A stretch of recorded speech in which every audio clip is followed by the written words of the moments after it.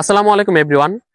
BPL 6 দলের হবে আমরা এতটুকুই জানি, এবং 6 দল এবং সর্বোচ্চ 4টি ভেন্যুতে হবে সেটা আমরা জানি, কিন্তু এখন পর্যন্ত কিন্তু 6টি দল চূড়ান্ত হয়নি। যদিও রংপুর বরিশালকে বিসিবি থেকে কিন্তু গ্রিন সিগন্যাল দেওয়া হয়েছে, বাকি 4টি দল নির্ধারণ করবে আইএমজি, এবং 4টি দলের জন্য ঢাকা, চট্টগ্রাম, সিলেট, পাশাপাশি চতুর্থ দল হিসেবে রাজশাহী বা খুলনা যে কোনো একটি থাকবে। তবে রাজশাহী থাকবে না খুলনা থাকবে সেটা এখন পর্যন্ত কিন্তু পরিষ্কার না, তবে খুলনা টাইগার্স বা খুলনার দল না থাকার সম্ভাবনাই সবচেয়ে বেশি। এখন কথা হচ্ছে, রাজশাহী যদি বিপিএল অংশগ্রহণ করে তাহলে রাজশাহীর মালিকানায় কারা থাকবে? আবার তো দুর্বারাচ্ছের মতো মালিক আসবে না, তো সেটা তো এনশিওর করতে হবে। যার কারণে কিন্তু বিসিবি অন্যান্য দলগুলোকে নিয়ে যতটা সিরিয়াস না, সবচেয়ে বেশি সিরিয়াস রাজশাহীকে নিয়ে, মূলত যাতে দুর্বারাচ্ছের মতো মালিক যাতে না আসে।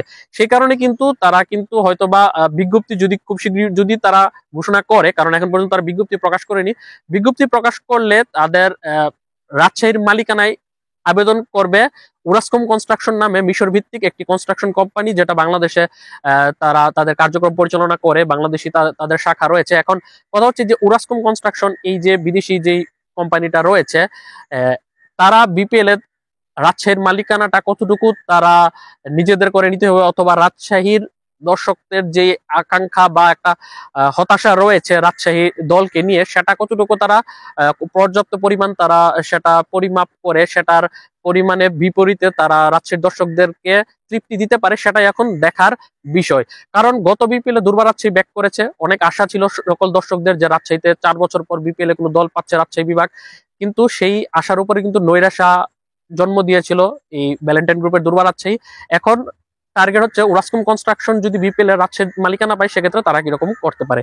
যদিও উরাসকম কনস্ট্রাকশন যে একাই যে রাজশাহীর মালিকানা চায় এরকমটাও নয়, রাজশাহীর কিছু বেশ কয়েকজন ব্যবসায়ী কিন্তু রাজশাহীর মালিকানা চায়। এছাড়া কিন্তু দেশের বাইরে থেকেও কিন্তু ইনভেস্টমেন্ট আসার একটা কিন্তু গুঞ্জন রয়েছে। সেক্ষেত্রে এখন ইনভেস্টমেন্টটা কি রাজশাহীর ব্যবসায়ীদের সাথে আসবে, নাকি উরাসকম কনস্ট্রাকশনের সাথে আসবে, নাকি ইন্ডিভিজুয়াল কোনো ইনভেস্টাররা নতুন কোনো তারা কনসোর্টিয়াম করে আবেদন করবে, সেটাই এখন দেখার বিষয়। যদিও জোর গুঞ্জন রয়েছে, যদি রাজশাহীর মালিকানায় দল পায় সেক্ষেত্রে উরাসকম কনস্ট্রাকশনকেই পছন্দ আইএমজির এবং বিসিবির। তো দেখার বিষয় সেটা কত দূর আগায়। যদিও এখন পর্যন্ত বিসিবি এবং আইএমজি থেকে কিছুই জানা যাচ্ছে না যে কয় দলের বিপিএল হবে, এমনকি রংপুর বরিশাল ছাড়া কিন্তু বাকি দলগুলো এখন পর্যন্ত নিশ্চিত হয়নি। ঢাকা, চট্টগ্রাম, সিলেটের দল কারা হতে যাচ্ছে সেটা নিয়ে গুঞ্জন রয়েছে, কিন্তু এখন পর্যন্ত কিন্তু কনফার্ম কিছু আমরা বলতে পারছি না। তো দেখা যাক কি হয়, রাজশাহীর দর্শকদের কপালে কি আছে এবারে বিপিএল, এবং বিপিএল এর দর্শকদের কপালে কি আছে রাজশাহীর মালিকানায়, সেটা তো সময়ই বলে দিবে। আল্লাহ হাফেজ।